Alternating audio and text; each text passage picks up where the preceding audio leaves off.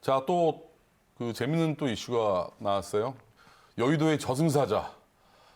지난 1년 반 전이죠. 추미애 법무부 장관이 당시에 증권범죄 합수단이라고 하는 그 제도를 조국 사태와 맞물려서 더 이상 여의도 금융범죄 조사하지 마라 하고 증권범죄 합수단을 해체한 지 1년 반 만에 여의도의 저승사자가 또 새롭게 부활했습니다.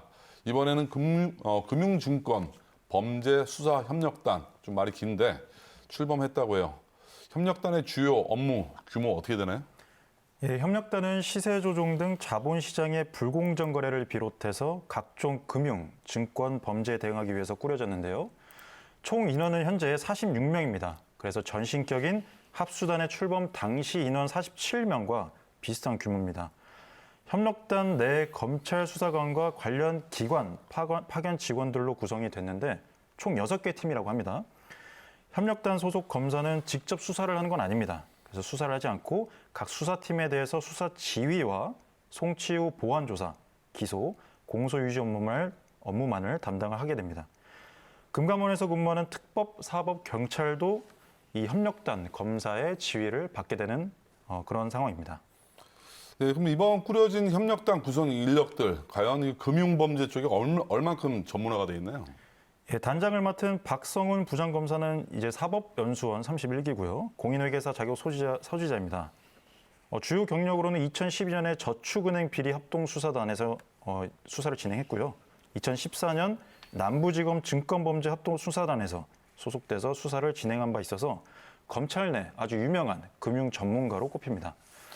제가 사석에서 2년 전에 우리 박성훈 부장검사랑 뵌 적이 있어요. 네. 상당히 성격이 조용조용하시고 약주도 잘 못하시는 아주 차분한 성격이셨는데 회계사 자격증도 있으시고 정말 검찰 내에서도 금융회계 전문 통으로 경력을 다지신 분입니다.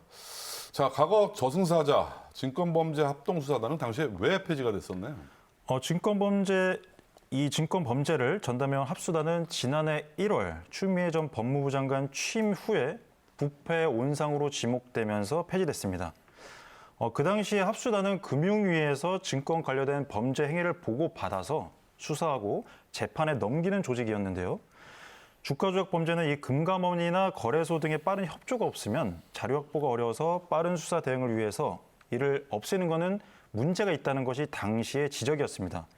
그래서 그 당시에 11월 말쯤만 해도 이 합수단은 살아남을 것이라고 우리가 다 추측을 했었는데 추미애 전 장관이 취임한 이후부터는 분위기가 반전됐습니다. 당시 추 전 장관은 검찰의 직접 수사를 축소해야 한다는 이유를 통해서 합수단을 없앤 거죠.